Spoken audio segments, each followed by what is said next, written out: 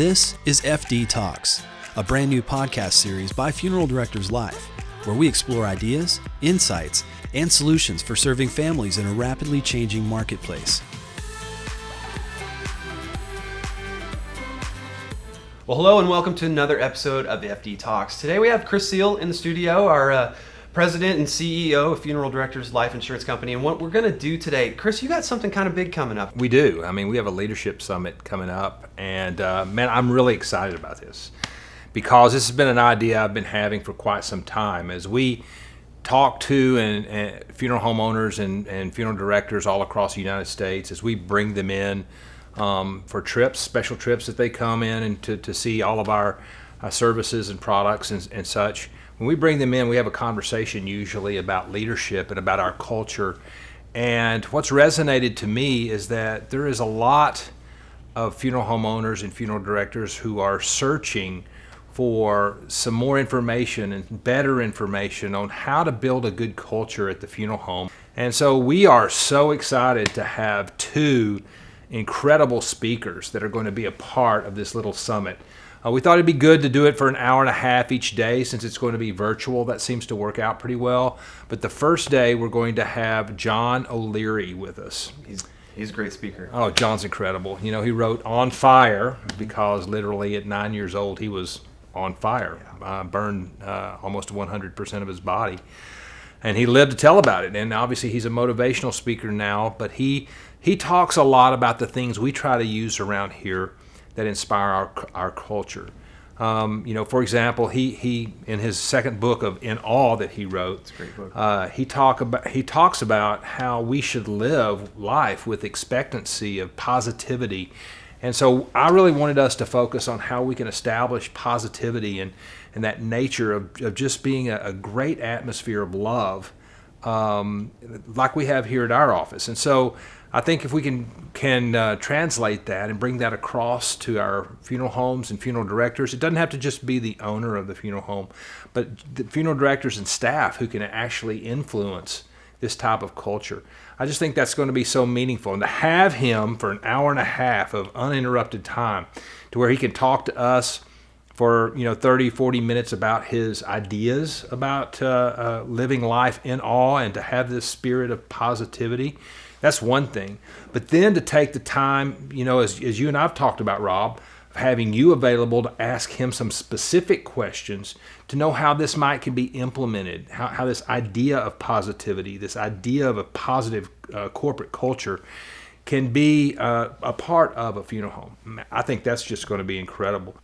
And secondly, we've got someone new that's new to us. His name is Tommy Spaulding.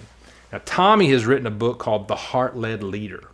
And I read this book, I got inspired by this book, and I've actually had a couple of conversations with Tommy. And this guy is incredible. His outlook on life and just the way he brings this message of being a heart-led leader at your office, at your business, and really instilling that into people. He talks about the 18 inches from the head to the heart. It's how to take these things that maybe we know and learn and get it to our heart so that we operate from our heart versus from our head. So I'm really excited for that because I can see that being very, very helpful to a lot of funeral home owners and to a lot of funeral directors who want to learn how to lead with their heart. I think it's really interesting, Kris, because I know you and I know your story, but you weren't always a heart-led leader. Mm-mm. And you weren't always in awe. There was a point in your life when you were inspired. You want to share some of that with us? Absolutely. I mean, it's one of those things that you go through life in the first part of your life and you're trying to figure things out. And I had a lot of on-the-job training, so to speak, because I started here when I was 22. So I didn't have a lot of background on how to be a good quality leader, how to as we do here at our office, which is bring Jesus Christ and his principles to the office. That's difficult to do in a lot of places. It works here, and it's just a perspective that I have. But that was kind of my problem because I lived life in compartments. I had my work life where I was a hard charger, a driver, really wanted to get things done and really didn't care who got in my way. Then I was another person at church where I was this really nice guy and really geared toward church and such. And another guy at home, which was very passive, not very active with my family because I was working a lot. and then a different person in the community because I felt like I needed to be involved in the community. So I wanted to be a different person there. And Rob, it just got exhausting. I read a book called Wild at Heart by John Eldredge, and that book inspired me to change my life, to stop compartmentalizing, but to live my life a lot differently, and to really, in the search of this, to bring those Christian principles to life, which, as Jesus talked about, one of his greatest the commandment that he left us with was to love each other. And that's something that we've really taken off on here in the past couple of years, and something that I've really been inspired by. As part of all this, I learned something about myself too. Believe it or not, I had problems. I was the one with probably most of the problems. And I had to go home to my wife as an example. And my marriage, I got to tell you, it got so much better when I realized that I was the problem, not her, and tried to fix her and fix the situation, but that I was the problem and I needed to fix me. And when I did that, then I got so much better. But that showed me also what I needed to do as a leader here at our office. It's awesome that you are creating a situation where other people might be able to be inspired. How does that make you feel? We simply want to bring some information, to bring some quality leaders who don't necessarily come from the funeral industry, but who come from a different perspective. Because I always look for that different perspective and how these people can help me to be a better leader. I think all of our funeral home owners, or at least the majority of funeral home owners and our funeral directors, are great at serving families. They're great at trying to help them, but they don't always take a look at their leadership and how they can be a better leader. Even as a funeral director or a staff member of a funeral home, where you can become what John Maxwell calls a 360-degree leader. That's where you can lead up, you can lead down, or lead to the side with your peers. And I love that perspective, because you can do that no matter where you are. You can have an impact no matter where you are in the organization if you have that mindset of being a heart-led leader. Because what does that mean? That means being a servant leader. If you're leading from your heart, you're always looking to help. You're always looking to be a person that has a positive influence on others. I think it's important probably to make a distinction about this event being something that's not just for company leadership. It's not just for funeral home owners, and it's not... I think this particular summit, and all of our summits going forward, I think it's important that everyone attend, so that I'm talking about funeral home owners as well as funeral directors and other business managers and leaders that are in the funeral profession, because I think it's so important for them to get these perspectives and to understand that everyone needs to try to grow and become better as a leader, because you're a leader no matter where you are in any organization or even in society in general. I mean, wherever you are, you can step up and lead, or you can be a leader to those who are on a peer level with you, or, as I said, even leaders who are above you. I mean, I've been led by some of our own people here, which has actually worked and improved me to be a better overall CEO. And so I think it's very effective if everyone can have the training and understand the concepts, then it makes the organization as a whole better. One question I think a lot of people are going to ask is, how is this different from another convention or another summit or another event? That is a great question, because I want to look at this differently, because it is a focus on how we all, whether owner or staff or manager or whatever, how we can grow and become better leaders. I think that's very important. Again, separate from some meetings that you may go to that are focused on funeral service items and only things in the funeral profession. We're saying, yes, funeral service profession is important because that's our customer. That's who our client is. We work with funeral homes. We simply want to bring these aspects of leadership to funeral home owners and funeral directors, because they typically do not get that training when they go to a convention or when they go to some group type activity that they may have, a study group or whatever. They typically don't get this. Now, they get a lot of other things, which they need. And I certainly don't want to talk to people about not going to a convention or not being part of a study group. I think those things are important too. But what I'm saying is I don't think we focus on leadership in those things and how we can all become better leaders. Again, regardless of your spot in the organization.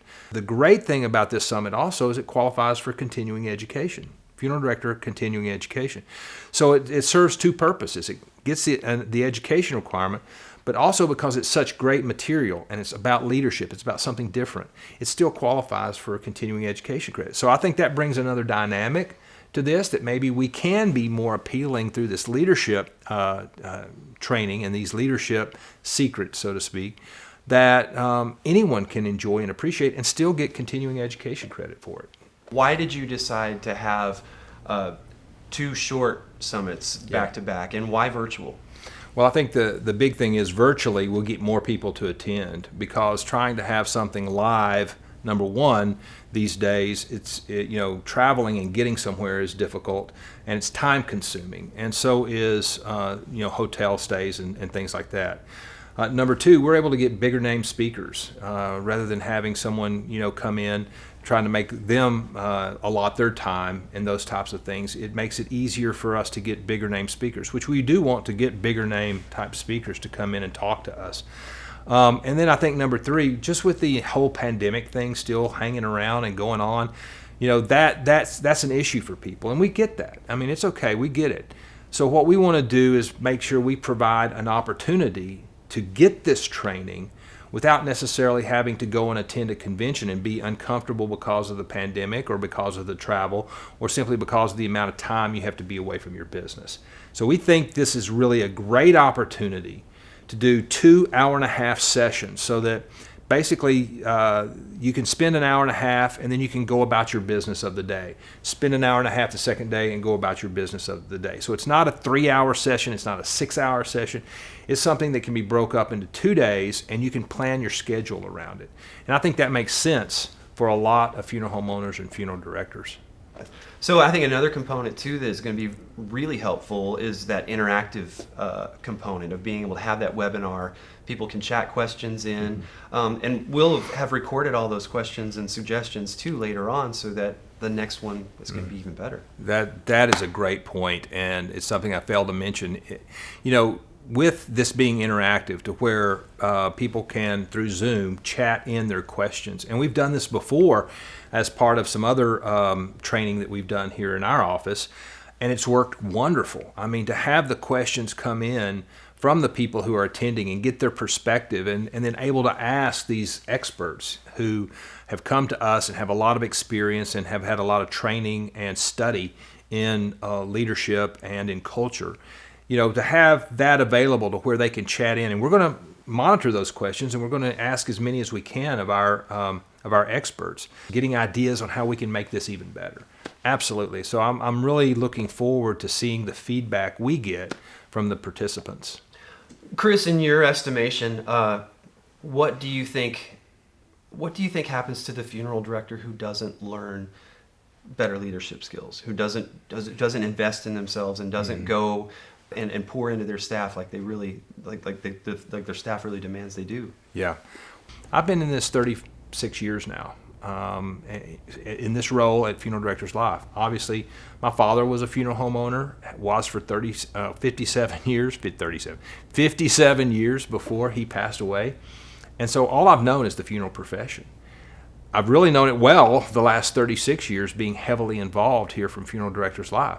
But we've seen this change, and Rob, you and I had a discussion with my pastor several months ago, and we had this discussion with him because I was asking him, man, churches have changed over the years. How has your church continued to progress while we see others, more or less reducing the number of members in their church? And I'll never forget what he said. He said, well, Kris, society is kind of like a wave. And he said, the thing I've learned is you've got to ride the wave. That you can't stand on the beach with a broom and try to brush back all the waves coming in. At some point, you've got to get on that wave and you've got to ride it. And this is the poignant thing that he said. He said, the thing is, for us at the church, we all have the same mission. Every church in the United States has the same mission. And that is to lead others to God through Jesus Christ. To lead others to God through Jesus Christ. He said, what happens is we get so messed up and so confused thinking that it's the methodology, that it's the way in which we do it that's important, not the mission. So I look at it this way for funeral homes. I mean, the mission of the funeral home is pretty simple: to take care of the deceased and to assist families through the grieving process. Every funeral home wants that same mission. They want to take care of someone's loved one that comes into their care. And then they want to do the best they can to help that family through that situation, through that time. What we get concerned about is methodology. And I'm just as guilty as anyone. We get so concerned that we're doing it the right way that we're not focused on the true mission, which is how we can take care of that deceased, which I think we do a great job of, but actually focus more on that family. And that all comes from leadership. We as leaders have got to change the way we do business, the way we work with our staff, the way our staff works with our families. And it's important that we're giving that input so that we create a better experience for those families, that we're not just standing on the beach trying to sweep back the wave, but we're looking at what society is doing. We're looking at what generations are doing and seeing it coming. We know it's coming. It's already here. So what are we going to do? Are we going to ride the wave? We're going to stand on the beach and try to take our brooms and brush it back. Kris, I think you made some great choices as far as our speakers go. The message is on point, and for this time, and also for our profession, and I'm looking forward to it. Our Funeral Service Leadership Summit is September 21st and 22nd, and we hope to see you there. Each of these sessions is approved for 1.5 hours of funeral director continuing education credit by the Academy of Professional Funeral Service Practice. Please follow the procedure required by your state for CE credit.